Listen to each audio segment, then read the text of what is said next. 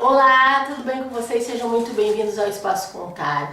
Hoje é um dia muito especial, porque eu andei, que agora eu tô viciada em achar livros raros. Gente, tá um problema isso na minha vida, mas vamos lá.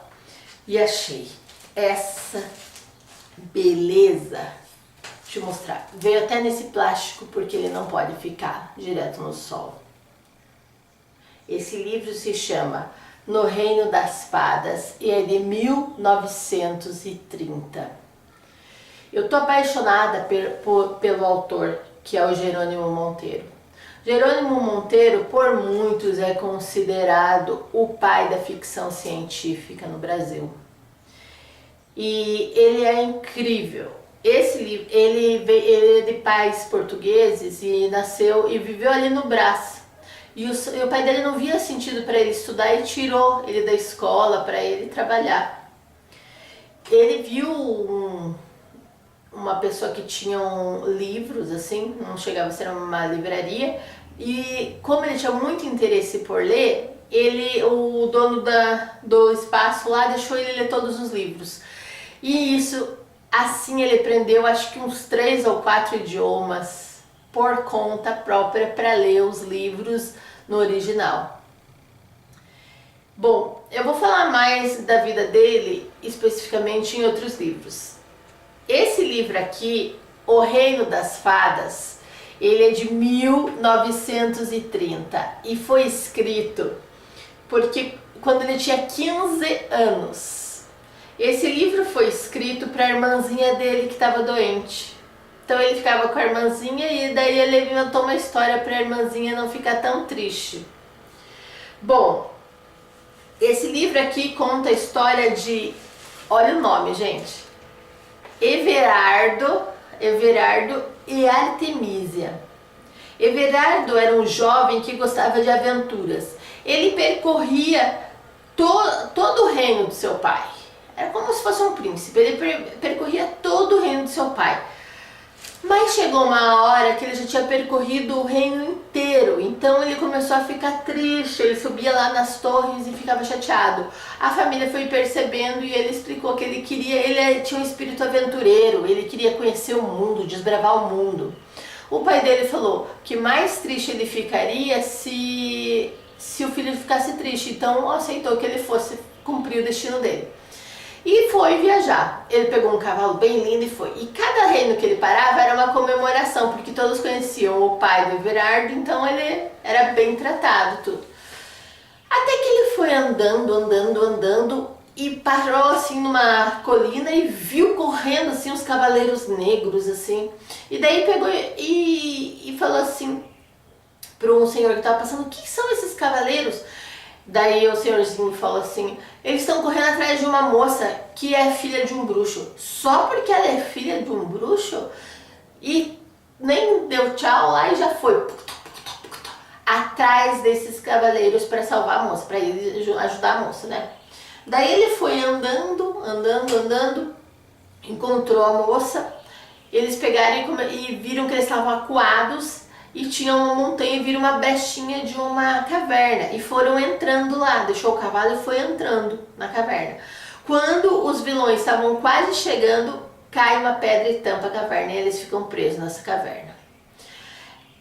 Eles continuam a andar, e lá nessa hora eu falei assim: nossa, é uma coisa religiosa, porque eles vão, Deus mostra o caminho, não sei o que lá, falam um pouco de Deus, assim. Daí eles vão seguindo o caminho, até que eles veem uma luz. Dessa luz ele vê um gêniozinho. E o gêniozinho pergunta assim o que eles estão fazendo, eles falam que eles estão perdidos. E esse gêniozinho leva eles, ele fala umas palavras mágicas, assim, umas palavras que o gêniozinho perguntou, que é tipo obra de Sésamo, assim, uma palavra mágica. E daí eles entram num reino das fadas e encontram 5 fadas. A fada da glória usava louros no cabelo. A fada do sonho tinha uma nuvenzinha rosa em cima da cabeça. A fada da riqueza, uma coroa de ouro. E a fada da vida, uma coroa com quadradinhos pretos e brancos. E a última, a fada da felicidade, não tinha adorno nenhum. Porque a felicidade, né, não precisa de adornos. Bem legal isso daí também, inclusive. As fadas se amadrinharam dos dois. A fada do sonho se amadrinhou de Everaldo, Everaldo virou o afilhado dela. E a fada da vida amadrinhou a Artemísia. Eles perguntaram assim quando que eles iam poder sair. Só que a fada falou que eles não vai ser logo, porque eles só podem sair depois que eles tomarem o líquido do esquecimento. Eles ficam um pouco tristes por estar prisioneiro, mas depois eles já desanuviam a tristeza e falam, vamos aproveitar, vamos conhecer esse lugar lindo, maravilhoso. E eles vão. Eles conhecem, o lugar tem suaves perfumes e uma música bem suave que tocava, gênios bailarinos dançavam, então é muito surreal, a descrição do Jerônimo é maravilhosa. Quando era noite na terra, na nossa terra, os gênios se retiravam para fazer diabruras, para aprontar, e os pirilampos enchiam suas lanterninhas com as luzes de fadas. Então, ele faz esse link com o mundo real. Os pirilampos, eles vão lá e colocam luzes das fadas na bunda e vão lá brilhar. Legal, né? No nosso mundo. As fadas apresentam os gênios que seriam os guias dos dois. Isso é genial. Um tem era pequeno, tinha menos de 1 metro. E o outro era tão alto que tinha mais de 4 metros. O menor se chamava Então, e o maior gênio se chamava Assim. Olha o desenho psicodélico dos dois. O bem alto e o bem baixinho. É muito surreal, né? Muito legal mesmo.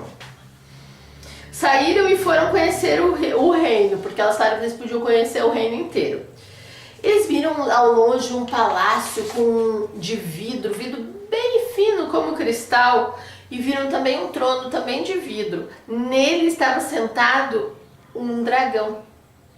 Daí o Assim, que conhecia eles, falou assim, nós viemos da parte das fadas. Eles são afilhados das fadas e nós queremos permissão para conhecer o seu reino. Você autoriza? Daí ele autoriza, o rei dos dragões, e chama o Microfera, que é um dragão pequenininho, com menos de 1 metro, todo de bronze e prata, garras de prata, para acompanhar eles.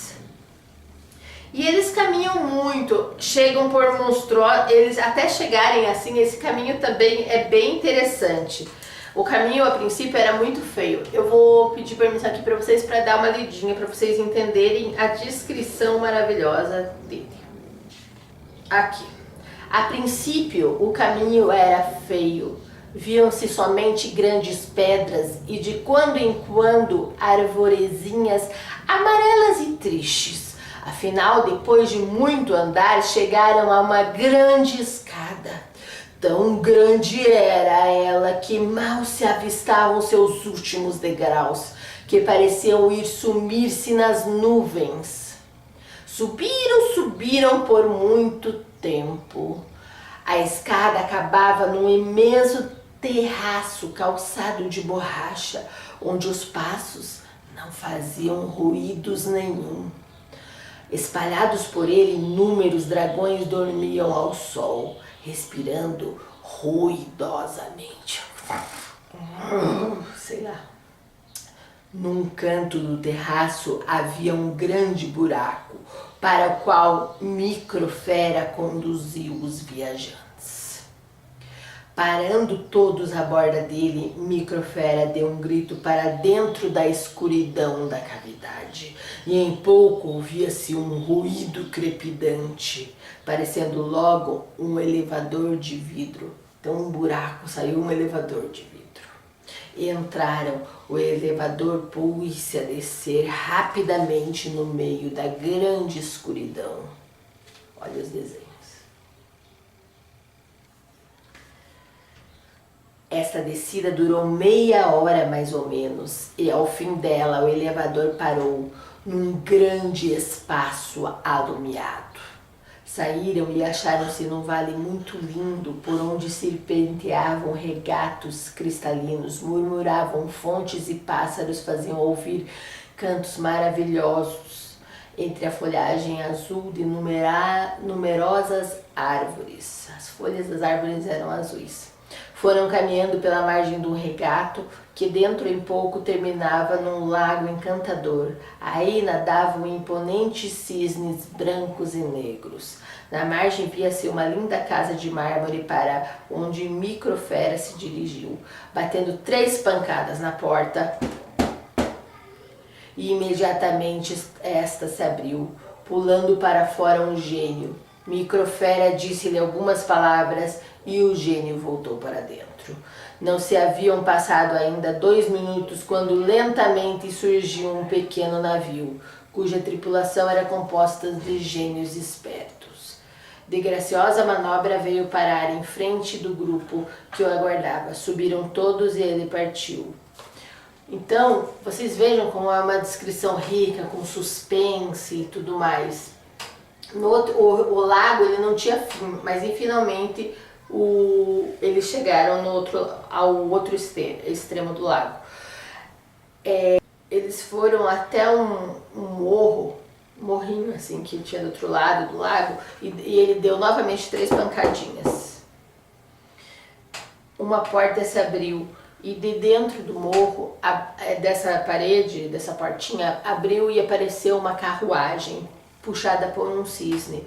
O dragão fez Artemísia subir no cisne e os outros foram acompanhando andando. Caminharam muito e chegaram a pé até monstruosas árvores que faziam sombras gigantescas. Então eles ficaram com tanto sono que dormiram.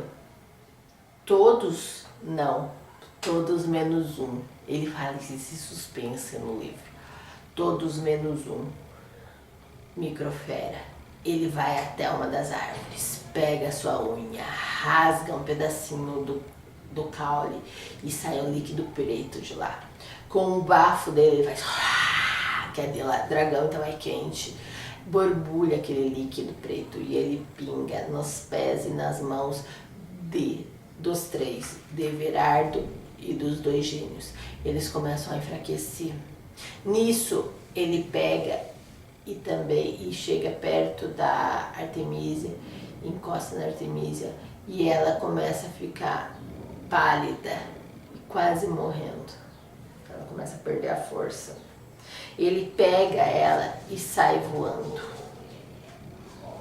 Os dragões dispararam e o carro sumiu no azul do céu. Vou ler mais um pedacinho.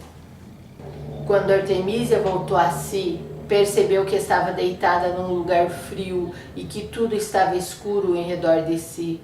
Outras vozes grossas haviam e confusas pareciam vir de longe. Levantou-se e deu uns passos para a frente, mas sentiu logo o solo faltar-lhe debaixo dos pés. Rolou no vácuo e com um ruído surdo mergulhou numa água gelada. Voltou logo à superfície e sentiu que era um pedaço de cortiça que flutuava e que a corrente arrastava impetuosamente. Ela quis gritar, mas não pôde. Foi boiando e ouvindo a voz da Microfera, que é como os outros, ia soltando gargalhadas no meio da escuridão. Depois de algum tempo, quase morta de susto, distinguiu uma luzinha ao longe que ia aumentando rapidamente. Dentro, em pouco, pôde ver o lugar em que se achava. Era uma galeria subterrânea onde um rio corria rugindo. As vozes continuavam a acompanhá-la, mas ela não viu ninguém ao seu lado. A claridade foi aumentando. Em pouco, ela se via num prado ao ar livre sob um lindo céu azul. Algum tempo passou, Artemísia, cheia de fadiga e medo, perdeu os sentidos.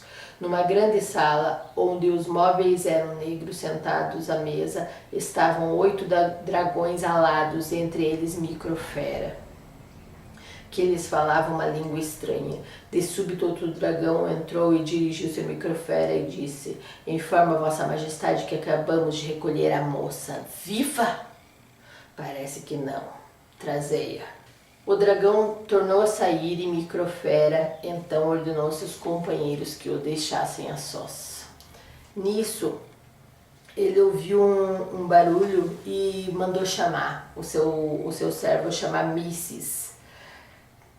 Entrou Missis, que era um ancião de barba branca e fisionomia dura e má.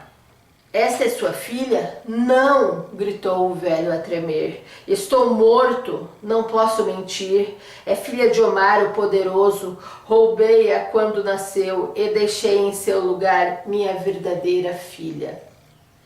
Gente, vocês entenderam essa parte? Estou morto, não posso mentir. Artemísia levantou e chamou Nissis de pai. Ele disse que que não era seu pai e sumiu no nevoeiro. Microfera disse que Artemísia seria sua esposa e tentou beijá-la. Nisso apareceu a fada Vida e só estende a sua varinha para Microfera e pega a sua vida. Então ele morre. Assim a maldade foi vencida. A fada da vida conduz Everardo e Artemísia para o reino da felicidade. Lá eles se casam e ficam muito felizes. Poderia ser uma história normal, mas é uma história cheia de nuances para poucos entendedores. Porque se vocês perceberem, tem uma coisa que você vai parar para pensar. Ou você não pensa em nada e acha que tudo deu certo, ou eles estão mortos, né? Eles entraram na caverna e morreram. Porque não é mistérios. Se você achou também que eles estão mortos, num delay eterno, tipo Caverna do Dragão, comente aqui embaixo. Se vocês acham que não, que eles estão num mundo paralelo, também comente aqui embaixo. Não vou falar para vocês como atrás desse livro, porque esse livro é raríssimo. Claro que se você conseguir achar esse livro aqui num sebo, não perca tempo. Compre esse livro. Ainda mais que eu comprei esse livro por R$10. Um livro raríssimo desses, maravilhoso. Ele escreveu isso com 15 anos. Imagina o que veio adiante. Claro que eu vou fazer vídeos especiais para ele, para o Jerônimo Monteiro, e vou tentar achar todos os livros dele. Este livro aqui e outros que ele escreve para crianças, né, infantis. Claro que essa coisa da morte aí, né, gente, é só para quem é adulto e lê um livro infantil. Porque o livro, hoje em dia eles fazem muito isso, fazem um filme infantil, mas que tem desdobramentos para toda a família. Tipo, você pode entender mais coisas que a criança. Um livro bom, um clássico, você pode fazer 1000 leituras. Ele é eterno, né? E isso ele já fez com 15 anos. Então, esses livros infantis dele são difíceis de achar. Os infantos juvenis também são difíceis de achar. Não sei porque não reeditam. Vamos fazer uma campanha. Reeditem Jerônimo Monteiro, por favor. Um beijo pra vocês e até o próximo vídeo.